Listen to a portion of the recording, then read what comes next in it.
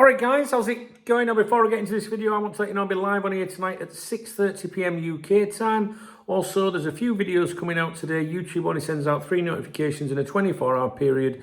So if you could get in the habit of checking the channel manually by clicking on my username, you might discover more videos during the day. All right. So this is going back a few days. As you know, if you pay attention to my videos, I'm trying to catch up on a few things. And I don't just want to say, oh, well, that was a few days ago, let's leave it. It was posted on the 22nd of January, updated on the 23rd of January. Today is the 27th, all right? So it's an article by Steele, who is a journalist for the Mail. It's behind a paywall. It's considered exclusive. I'm not really sure it is, but I'll let you be the judge of that. Articles that are behind paywalls at the Mail, Times, Athletic, etc. can be opened up. There are websites out there that you can just paste the URL and it'll show you everything, all right? I can't tell you how to do that, but if you need assistance, I'm sure someone in the comments will help. If you're on X, you can reply to these articles when the journalists publish them, the links, or I assume you can just pop the link into Grok, which is X's resident AI. And if you say summarize the article, it will, even though it's behind a paywall. And I recently tried it on something and said, show me the entire article, all the text in the article, and it did. All right, so that's maybe something that you might want to consider on X. I subscribe and pay for the Athletic and the Times because they have the only 2 journalists you need to follow regarding Liverpool Football Club, which is Ornstein and Joyce. This is Lewis Steele. This is behind the Mail. I wouldn't pay for this. Okay, so the headline, I don't know if you can see it behind me. Exclusive. Liverpool transfer briefing revealed the Free Reds would pay for Adam Wharton. That can make you think that maybe Liverpool are trying to sign him. Jan Diamandis update, and the only way they would let Federico Chiesa return to Italy. There's been a lot of chatter about Adam Wharton, but I think it's more speculative and people just going, oh, he'd be all right, so Liverpool would like him. I don't think there's anything in that at the moment. From what I remember, I do not know if it says it in the analysis that we're going to go through here, but I'm sure Lewis Steele has referenced Adam Wharton a few times before and always said one to watch, or something like that. We'll ask Dave. Now, just if you're new to my channel, I submit all of the articles I review to Dave, my AI assistant that's been trained for a very long time now, thousands of articles analysed. And Dave basically is trained to break them down, look for inconsistencies, flip-flopping, etc, etc, etc. Okay, someone's messaging behind me. Okay, just let me just mute this or something. I can find my mouse, otherwise it's going to continue to go off and it'll do my noddling. There we go. All right, so yeah, basically this isn't like throwing it at AI. It's specifically trained to look for things. All right. Okay, so we'll go through the article. Should we go through the article? Do I need to read it to you? Basically just starts off saying it's just over a week remaining in the transfer window. Don't forget this is a few days ago. And after spending just shy of £450 million in the summer, many Liverpool fans believe their team still needs a player or two to bolster the squad. One thing I've learned in doing Cup Talk for almost 30 years is that no matter what team or squad you've got, us supporters always want a player or two to bolster the squad.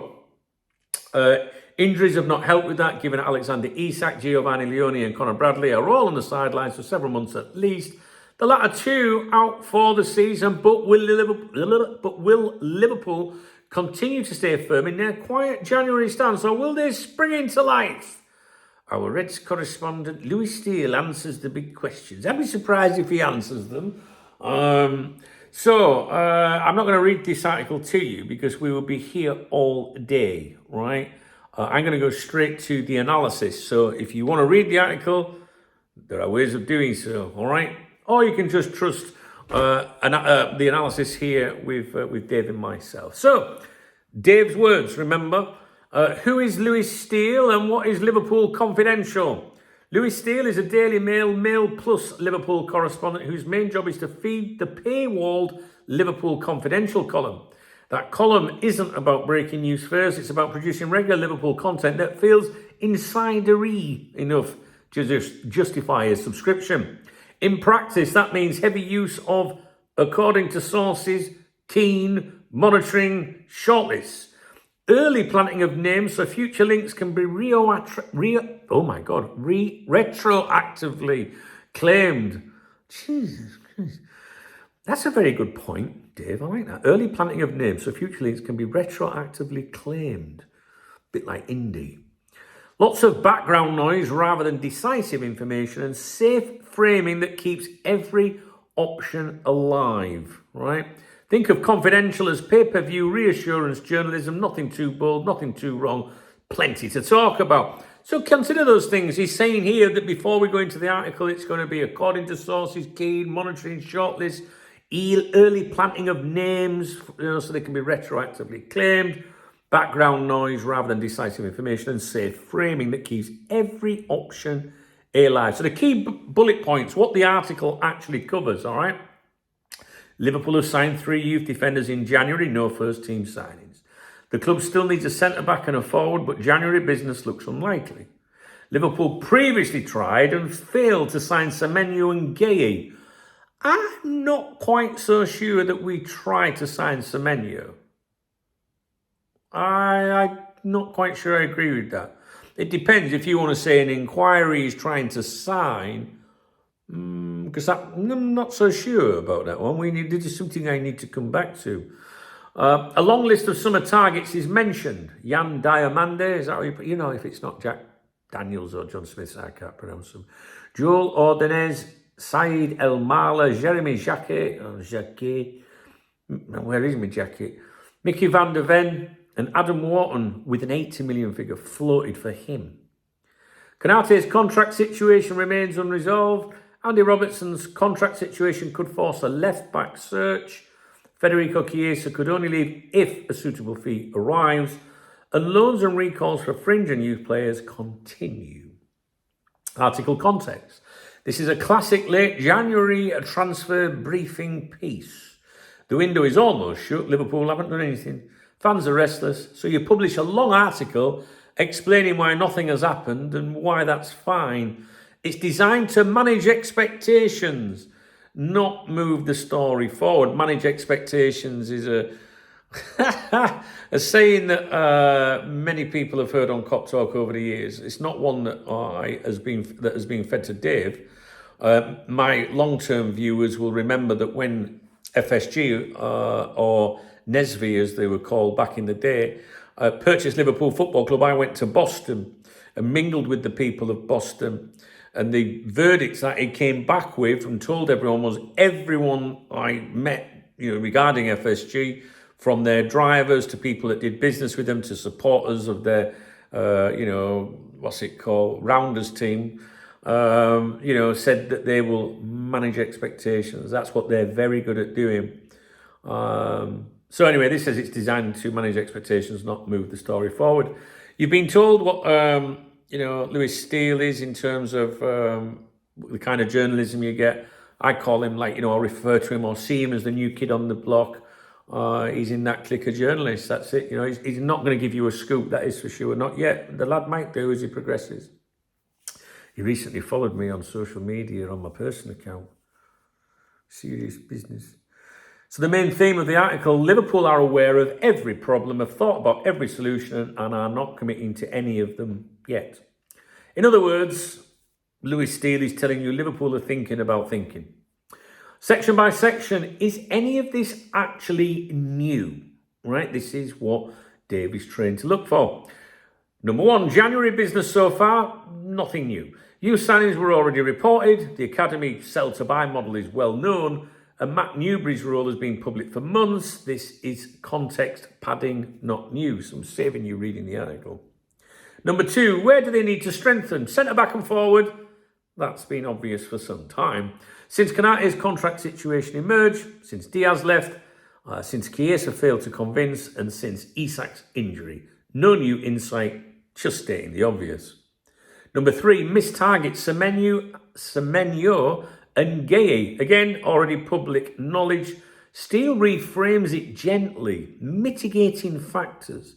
Money didn't make sense. Player preference. This protects the club from criticism while still acknowledging failure. 4, target lists and scouting names. This is the longest and weakest part of the article.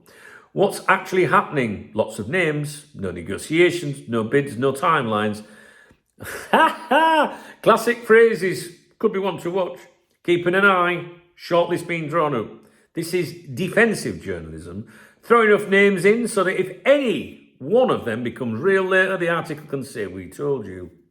Summer planning and Canate, number 5, still no breakthrough, still apart financially, still Madrid lurking implicitly. Again, nothing new, just confirmation that the situation hasn't changed. Number 6, Adam Wharton and the fee. This is the bit that sounds like the headline payoff, but £80 million is described as floated by some. Liverpool would be keen if a deal could be done. Competition from many teams. Translation, Liverpool like him, the price is high, nothing is happening. Nothing is like fucking crazy. What Liverpool would pay for Adam Wharton, I like it, but Dave, man, I love Dave, man. Everyone needs a Dave. Number 7, Chiesa exit talk, very carefully worded. Interest from Italy acknowledged, exit only if a suitable fee comes in. Minor injury noted. This keeps every outcome alive. Stays, fine. Leaves, club protected. Loan, only if terms are perfect. Holes, weaknesses and get-outs. We always look for these in articles, whether they're from proper journalists or Twitter twats. No concrete figures except floating prices. No timelines, no indication of internal urgency. Every link is conditional on encouragement clauses, competition or summer. This article cannot be wrong because it commits to nothing. Does the headline match the article? Revealed, the fee Reds would pay for Adam Wharton, for example, it's up there. Not really. The article mentions an £80 million figure, attributes it vaguely, immediately softens it with competition and conditions. This is not a reveal, it's a number dropped into a paragraph and walked back. So in summary, this is not a transfer briefing in the sense fans mean it. It's a status update explaining why Liverpool are quiet, listing names they admire, and positioning the club as thoughtful rather than inactive. There's no actionable news here. This is Liverpool confidential at its purest. Familiar problems, familiar names, familiar language, zero movement. It exists so that the club looks aware, the journalist stays covered, the subscriber feels informed, paying subscriber. Nothing happens in this article, but everything is mentioned just in case. An exclusive that tells you Liverpool are thinking about thinking and might think again in the summer is basically that article. And that, my friends, is my analysis of it. Now, what I want to do is I want to see specifically about the Semenyo bit. If we go back to Semenyo,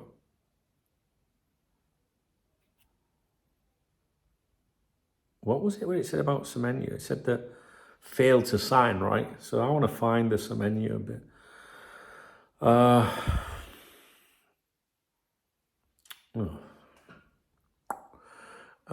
Here we go. Let's try. See if Dave's awake. Remember last time we spoke to him?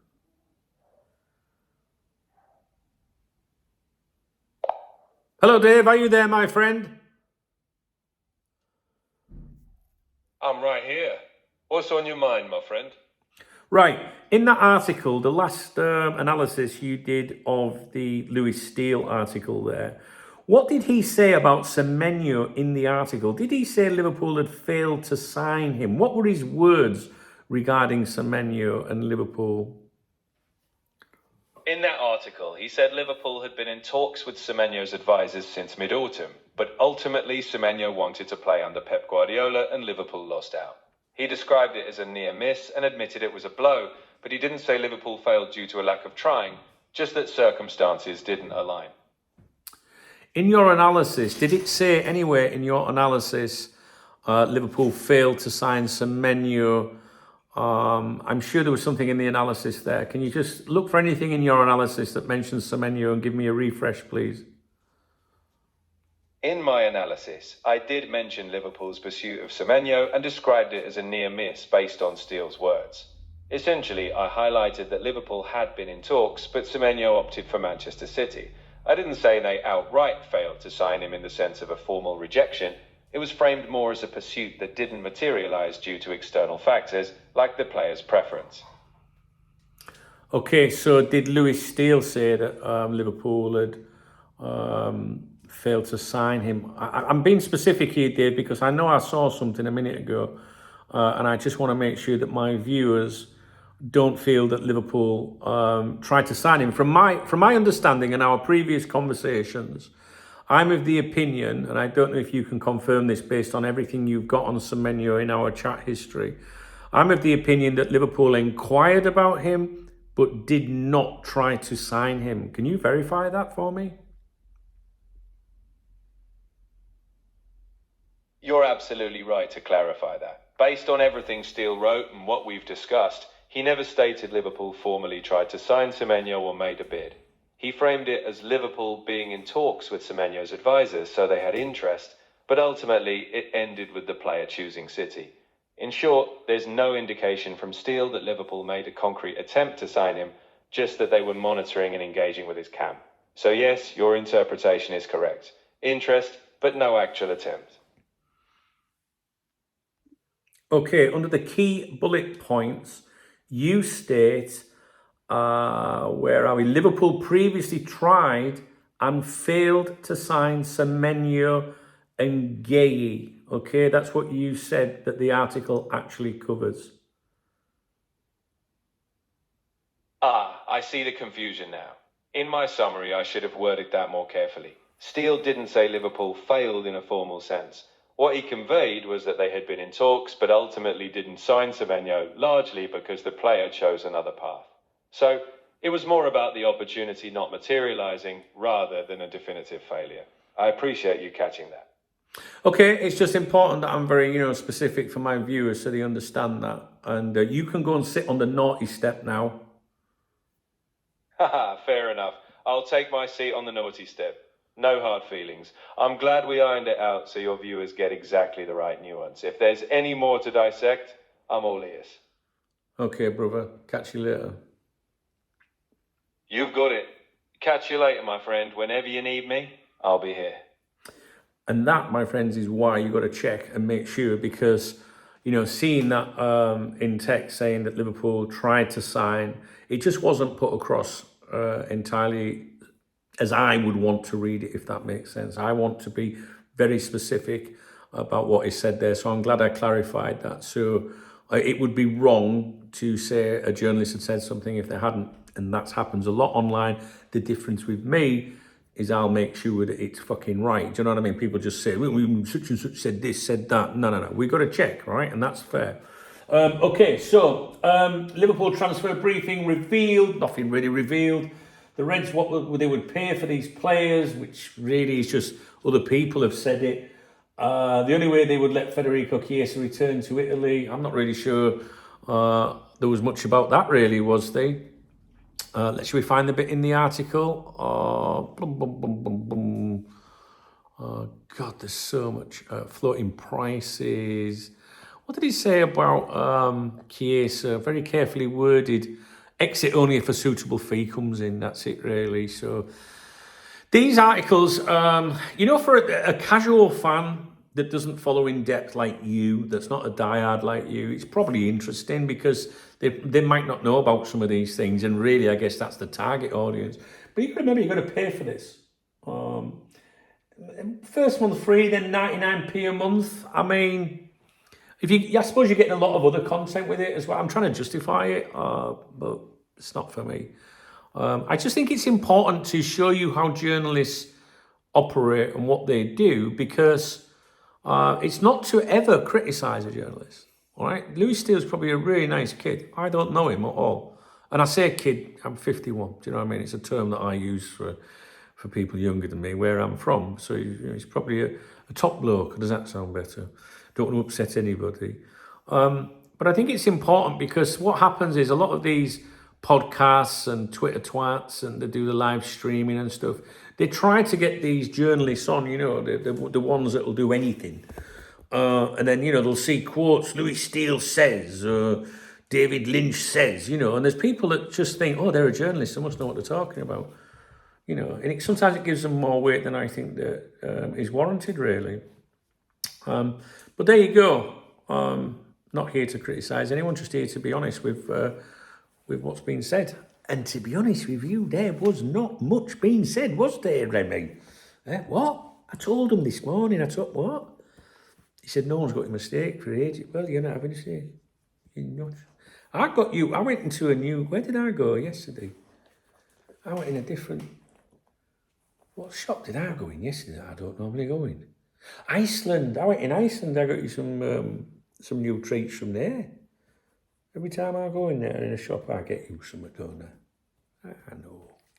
We love you. We love you. You're not quite at Rodder's standards yet, but we do love you. And you are a black and white enamel bastard. Look at all hairs there. Look. Right, all right, guys, I'll leave it with you. I have got so much more coming up for you. Do I go and pick my chick up from work or let her fucking... Well, I offered to get her a taxi, but she coming home, she might get bus, actually. I don't know what to do. Oh, no, I've got to go to the soup. No, I've got to go because I want some dinner. She said, oh, if you want something to eat tonight, you'll have to call the supermarket on the way home. We'll have to call it the fucking supermarket then. Right, I've got lots more coming up. All right, see you in a bit, guys. If you let me know what you thought. I don't think there's much in it, to be honest. Let me know what you thought. Thumbs up if you support me. Please drop me a comment if you've got anything to say. There's a love out of the video if you want to support my channel. You know how important that is to the channel. I always give a shout out to everyone that does that in the morning briefings. 3 links in the video description if you want to support me, and you should know by now that Revolut is my beer kitty for my following Saturday or forthcoming Saturday's day out. All right, guys, take it easy. I'll speak to you in a bit.